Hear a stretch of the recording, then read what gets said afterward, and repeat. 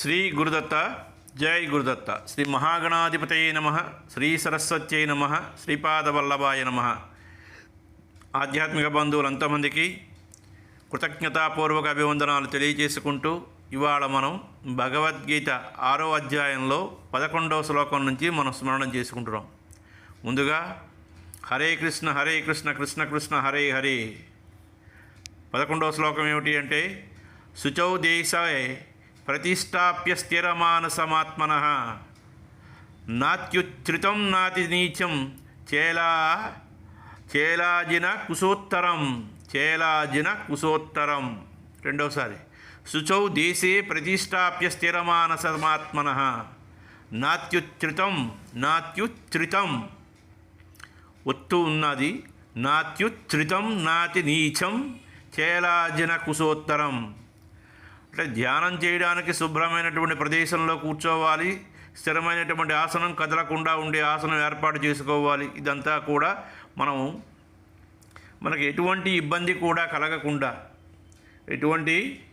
ఇబ్బంది కలగకుండా బయట నుంచి ఎటువంటి శబ్ద కాలుష్యం కానీ, వాహన కాలుష్యం కానీ, ఎటువంటి కాలుష్యం లేకుండా కాలుష్యరహితమైనటువంటి ప్రదేశంలో మన ఇంటి పైన కానీ ఎక్కడైనా కానీ ఒక చక్కగా కూర్చుని మనం ధ్యానంలో కూర్చుని మనస్సుని భగవద్ధ్యానంలో అంటే భగవంతుడి నామంలో కానీ దాన్ని అనుసంధానం చేయాలి.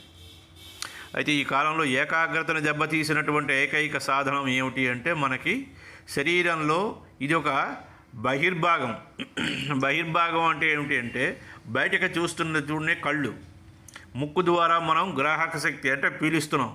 అలాగే మన శరీరంలో కూడా ఈ స్మార్ట్ ఫోన్ అంటే సెల్ ఫోన్ అనేది కూడా మన శరీరంలో ఒక రకమైన భాగంగానే ఏర్పడింది. మనం వారం రోజులు తిండి లేకుండా బతకవచ్చేమో కానీ ఈ చేతిలో ఈ సెల్ ఫోన్ లేకపోతే వాడి జీవితం అంతా కూడా అగమ్య గోచరం, ఆ రోజు అసాధ్యం. సెల్ ఫోన్ లేకుండా ఈరోజు మానవుడి తాలూకా జీవితం గడపడం చాలా కష్టసాధ్యమైపోయింది. అందుకే ఇది శరీరంలో ఒక భాగంగా తయారైంది. దీన్ని విడిచిపెట్టే మానవుడు ప్రస్తుతం ఇంకా ఎవడూ లేడు. అంత స్థాయికి ఇది మనల్ని తీసుకువెళ్ళిపోయింది. ఇది లేకుండా మన జీవితం మనుగడ కష్టసాధ్యంగా అది మార్చింది. కాబట్టి ఇక్కడ మనం ఏమిటి చేయాలి అంటే వాటిని విడిచిపెట్టాలంటే ఈరోజు నేను మీకు అందిస్తున్నటువంటి ఇది కూడా దాని పుణ్యమా అని. కాబట్టి ఎంతవరకు ఉపయోగించాలో అంతవరకు ఉపయోగించాలే తప్ప దానికి పూర్తిగా దాని వలయంలో చిక్కుకుంటే మాత్రం కష్టమే. దానివల్ల చాలా మానసికంగా శారీరకంగా అనారోగ్యాల పాలవుతాం తప్పించి ఎటువంటి లాభము లేదు. ఇది 12వ శ్లోకం తత్రైకాగ్రం మనః కృత్వా యత చిత్తేంద్రియ క్రియః ఉపవిశ్యాసనే యజ్ఞోద్యోగమాత్మ విశుద్ధయే. రెండోసారి తత్రైకాగ్రం మనః కృత్వా యత చిత్తేంద్రియ క్రియః ఉపవిశ్యాసనే యజ్ఞ ఉద్యోగమాత్మ విశుద్ధయే. కదలకుండా స్థిరమైనటువంటి ఆసనం మీద సుఖంగా కూర్చున్న తర్వాత మనస్సుని ఇంద్రియాన్ని స్వాధీనంలో ఉంచుకోవాలి.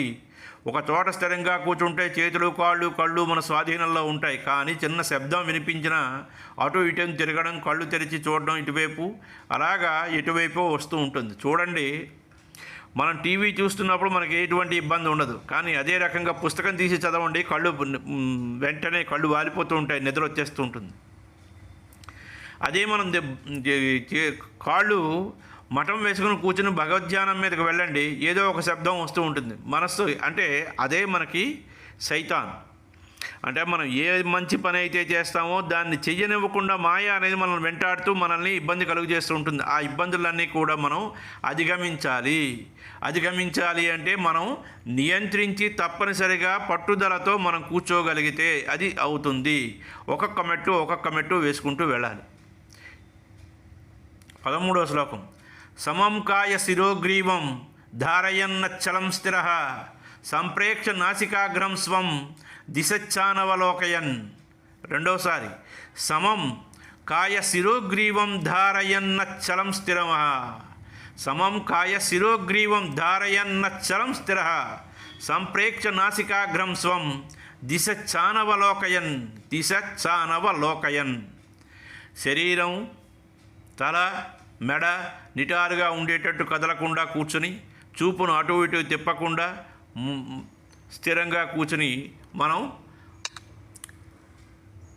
భగవద్ధ్యానంలో తదైకంగా ఉండాలి. అంటే ఇక్కడ స్థిరంగా ఏ శబ్దం విన్నా లేవకూడదు, ఇవన్నీ మనకు చెప్తున్నట్టు ఉంటాయి. ఇవన్నీ వీటిని అధిగమించాలి. అంటే వీటికి ఒక రకంగా మనం ప్రయత్నం చేయాలి సాధనలో. ఇదంతా ఒక్కొక్క మెట్టు అన్నమాట. ఇది 14వ శ్లోకం. ప్రసంతాత్మ విగతైభి బ్రహ్మ ప్రసంతాత్మ విగతైభి బ్రహ్మ చారివ్రతే స్థిత మనస్సంయమ్య మచ్చిత్తో యుక్త ఆసీత మత్పర. రెండోసారి. ప్రసంతాత్మ విగతైభి బ్రహ్మ చారివ్రతే స్థిత మనస్సంయమ్య మచ్చిత్తో యుక్త ఆసీత మత్పర. ధ్యానంలో కూర్చుంటే వాడి మనసు ప్రశాంతంగా ఉండాలి. ఎటువంటి భయం, భీతి, ఆందోళన ఉండకుండా, మనస్సులో ఎటువంటి కలవరపాటు ఉండకూడదు. అక్కడ అలా సైట్ అమ్మాను, అలా సైట్ ఇంకా బేరం రాలేదు, అక్కడ వాడు ఏమిటి చేస్తున్నాడో, నాకు వాడు కమిషన్ ఇవ్వాలి, ఈ కమిషన్ కానీ వాడు కొట్టేస్తాడేమిటో, నాకు 1%లో నాకు ఎంత వస్తుంది, ఆ సైట్ ఒకటి అమ్మాలి, ఈ ఇంటి ఇంకా రాలేదు, తర్వాత ఇంటి వీడేమో ఇష్టానుసారం కరెంటు కాల్ చేస్తున్నాడు, నీరు వాడేస్తున్నాడు. ఇలాంటి ఆలోచనలన్నీ కూడా, దుష్ట ఆలోచనలన్నీ కూడా బుర్రలో కానీ ఉన్నట్లయితే మనం ఈ సెల్ ఫోన్లో ఎలాగైతే డిలీట్ చేస్తూ ఉంటామో వాటిని అన్నిటిని బుర్రలో ఉన్నట్టు వాటిని డిలీట్ చేసేసి, అంటే వేటిని కూడా మన శరీరంలోకి రానివ్వకుండా, దుష్టాలోచనలు, దురాలోచనలు ఇవేవి మన మనస్సులోకి రానియకుండా వాటిని అడ్డుకట్ట తలుపులు వేసేసి మనం వీటి మీద కూర్చోవాలి. ఇది మనది కాదు, దేనిది మనది కాదు, మనకి సంబంధించింది కాదు అనుకుని మనం ధ్యానంలో కూర్చోవాలి. అలా ఉండగలిగితే విగతభి అంటే భయం ఉండకూడదు. గతించిన విషయాలు గుర్తుకొస్తూ ఉంటాయి. ఇది మనం తెలుసుకోవాల్సింది. శబ్ద బ్రహ్మ అంటారు. శబ్దము అంటే వేదాలు, శాస్త్రాలు, వేదములు, శాస్త్రాలు బ్రహ్మస్వరూపాలు. అటువంటి వేదాలు, శాస్త్రాలు శ్రద్ధతో అధ్యయనం చేయడం కూడా బ్రహ్మచర్యమే. గురుకులంలో బ్రహ్మచారులు చేసేటటువంటి పని అదే. దాన్నే బ్రహ్మచర్యం అంటారు. ధ్యానానికి ముందు వేదాధ్యయనం, శాస్త్రాధ్యయనం చేసి ఉండాలి అని దీని తాలూగా భావం. సంయమ్య అంటే మనసును స్థిరంగా ఉంచుకోవాలి. ఇప్పటిదాకా చేసే పనులు మనసును ప్రశాంతంగా ఉంచుకోవడం. ఇది. తర్వాత 15వ శ్లోకం. యజ్ఞన్యేవం సదా ఆత్మానం యోగి నియతమానస శాంతి నిర్వాణ పరమాం మత్సంత మదిగచ్చతి. రెండవసారి. యజ్ఞన్యేవం సదా ఆత్మానం యోగి నియతమానస శాంతిం నిర్వాణ పరమాం మత్సంస్థా మదిగచ్చతి. నియమించబడినటువంటి మనస్సు కలిగినటువంటి యోగి వాళ్ళ తాలూకా మనస్సును ఎల్లప్పుడూ ధ్యానంలో లగ్నం చేసుకుంటూ నా స్వరూపం, నా స్వభావం మోక్షానికి ప్రతిరూపమైనటువంటి పరమశాంతిని పొందడానికి ఎప్పుడూ కూడా ఉంటాడు. 16వ శ్లోకం. నాత్యస్నతస్తు యోగో అస్తి నచైకాంత మనస్నతః నాచాతి స్వప్నశీలస్య జాగ్రతో నైవ చార్జునః. రెండోసారి. నాత్యస్నతస్తు యోగో అస్తి నచైకాన్న మనస్నతః నాచాతి స్వప్నశీలస్య జాగ్రతో నైవ చార్జునః. ఎక్కువగా తింటే కడుపు నిండా తిన్నవాడికి, లేక అసలు తినకుండా ఉపవాసం పేరుతో కడుపు మార్చేవాడికి, జాగారంతో ఉన్నటువంటి వాడికి, నిద్రలో మేల్కొన్న వాడికి, తినగానే గుర్రు పెట్టి నిద్రపోయేవాడికి ఈ ధ్యానయోగం చేయడం కుదరదు. ఈ ధ్యానయోగం అవలంబించే వాళ్ళు ఎప్పుడెప్పుడు భోజనం చేయాలి అనే విషయం ఇక్కడ బాగా చెప్పాడు భగవంతుడు, శ్రీకృష్ణ భగవానుడు. యోగోస్తి అంటే యోగం అభ్యసనం చేసిన వాళ్ళకి ఏ యోగాన్ని అభ్యసించిన ఆహార నియమాలు పాటించాలి. ప్రతి మనిషి 3 పనులతో తన పూర్తి జీవితం గడుపుతున్నాడు. ఏమిటేవి? ఆహారం, నిద్ర, మైథునాలు. మైథునం అంటే ఏమిటంటే స్త్రీతో కలిసి సుఖాన్ని అనుభవించడం. మొదటి 2 తనకు తానుగా అనుభవించేది, మూడవది రెండవ మనిషి సహకారంతో చేసేది. ఈ 3 పనులు మానవుడు చేస్తున్నాడు హాయిగాను. జంతువులు చేస్తున్నాయి. కాకపోతే జంతువులు ఒక నియమం ప్రకారం, ఒక పద్ధతి ప్రకారం అవి చేసుకుంటూ వెళతాయి. కానీ మానవుడికి మాత్రం ఏ నియమం పాటించకుండా ఆహార, నిద్ర, మైథునాలు అపరిమితంగా అనుభవిస్తున్నారు. వేళాపాడా లేకుండా అర్ధరాత్రి వరకు తాగుతూ ఉండడం, తింటూ ఉండడం, నిద్రపోవాల్సిన సమయంలో తెలిసి కూర్చోవడం, పగలంతా నిద్రపోవడం, ఆఫీసులో నిద్రపోవడం, ఇదే భయంకరమైనటువంటి విషయం. ఇక మైథునం సంగతికి వస్తే మరి నేను పెద్దగా చెప్పవలసిన అవసరం లేదు. దానికి ఒక నియమం వేళాపాడా ఉండదు. అది అందుకే ఈ చట్టాలు, ఈ నిర్భయ చట్టాలు ఇవన్నీ ఎన్ని వచ్చినా కూడా వీటిలో నియంత్రణ రావటం లేదు. అందుకే శ్లోకంలో 2 అయినటువంటి నిద్ర గురించి వివరించాడు. నా అతి అస్నతస్తు అంటే మితిమీరి తినకూడదు, మితంగా తినాలి, కడుపు నిండా భోజనం చేసి ధ్యానంలో కూర్చోకూడదు అని కూడా అర్థం. గొంతుదాకా మిక్కినటువంటి తిండి లోపల ఊరుకోదు, దాని పని అది చేసేస్తూ ఉంటుంది. కడుపులో గడబిడ వికారం లేక తేనుపులు రావడం, వీటితో సతమతం అవుతుంది, ఇంకా ధ్యానం కుదరదు. ఇది 15వ శ్లోకం. 17వ శ్లోకం. యుక్తాహార విహారస్య యుక్తచేష్టస్య కర్మసు యుక్త స్వప్నావబోధస్య యోగో భవతి దుఃఖః. రెండోసారి యుక్తాహార విహారస్య యుక్తచేష్టస్య కర్మసు యుక్త స్వప్నావబోధస్య యోగో భవతి దుఃఖః. ఆహారం, విహారం, పనులు, ప్రవర్తన, నిద్ర, మేల్కోవడం మొదలైనటువంటి యుక్తంగా ఉంటే ఎంతవరకు అవసరమో అంతవరకే చేసేవాడికి అవే యోగం, వాటివే పిలువబడతాయి. ఎల్లప్పుడూ విహిత కర్మలు అంటే మంచి కర్మలు చేయాలి. ఆ కర్మలు కూడా నిష్కామంగా, ఎటువంటి కోరికలు లేకుండా, తీరడానికి కాకుండా, స్వార్థానికి కాకుండా, కేవలం సమాజ శ్రేయస్సు కోసం చేయాలి. రోజు 2 పూట్ల మితంగా ఆహారం తీసుకోవాలి, వేళకి మితంగా నిద్రపోవాలి, ఎక్కువగా జాగరణ కాకుండా, ఎవరితోనూ అతిగా ప్రవర్తించకుండా అలా చేస్తే దాన్ని యోగం అంటారు. అటువంటి యోగం అవలంబిస్తే, చేయడం సాధన చేస్తే, అలవాటు పడితే సకల దుఃఖాల నుండి విముక్తి కలుగుతుంది.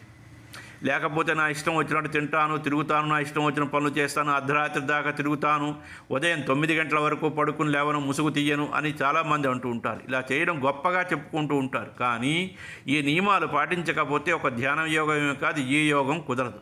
ఒకవేళ బలవంతంగా ధ్యానంలో కూర్చున్నా దీని ఫలితాలు రావు. అది తర్వాత 18వ శ్లోకం. యదా వినియతం చిత్తమాత్మన్యేవ వతిష్టతే నిస్పృహ సర్వకామేభ్యో యుక్త ఇత్యుచ్యతే తదా.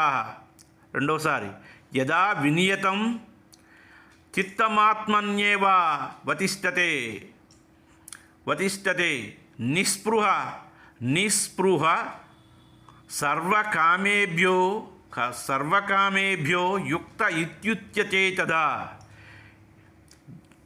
ఇక్కడ ఎవడైతే స్థిరంగా ఉండి ఆత్మలో మనసు నిశ్చలం చేస్తాడో, ఏ సాధకుడు తన కోరికలన్నింటినీ విడిచిపెడతాడో అప్పుడే యోగంలో యోగయుక్తుడవుతాడు. ఉదాహరణకు మనం ధ్యానంలో కూర్చున్నాం అనుకోండి, ధ్యానం చేయడం మీదనే ఉండాలి కాబట్టి వేరే చోటు మీద ఉండకూడదు. మనోనిగ్రహం కలగాలి అంటే నిస్పృహ సర్వకామేభ్యో అంటే ధ్యానం చేసే కాసేపు అన్ని రకాలైనటువంటి కోరికల పట్ల స్పృహ ఉండకూడదు. అది దీని తాలూకు అర్థం. 19వ శ్లోకం. యదా దీపో నివాతస్థో నేంగతై సోపమా స్మృతా యోగిన యతచిత్తస్య యంగతో యోగమాత్మనః. రెండోసారి చెప్తున్నాను. యదా దీపో నివాతస్థో నేంగతై సోపమా స్మృతా యోగినో యతచిత్తస్య యంగతో యోగమాత్మనః.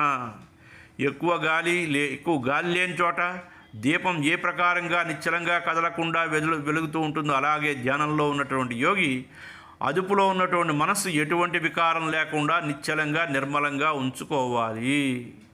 ఇది 20వ శ్లోకం. ఎత్రో పరమతే చిత్తం నిరుద్ధం యోగసేవయా ఎత్ర చైవాత్మానం పచ్చనాత్మాని నితుష్కతి. రెండోసారి.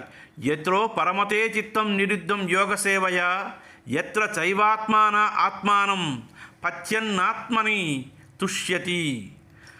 ధ్యానయోగం వల్ల సాధకుడికి కలిగే ప్రయోజనాల గురించి 4 శ్లోకాల్లో శ్రీకృష్ణ పరమాత్మ చెప్పాడు. మొదటి శ్లోకంలో జ్ఞానయోగం చేసినటువంటి వాడికి ఆత్మసాక్షాత్కారం కలుగుతుంది. జ్ఞానం చేయడం వల్ల మనసు నిగ్రహించబడుతుంది. కేవలం నిర్మలమైనటువంటి పరిశుద్ధమైనటువంటి మనస్సు ఉంటే ఇక్కడ సరిపోదు, దానికి తోడు జ్ఞానం కూడా అలవాటు పడాలి.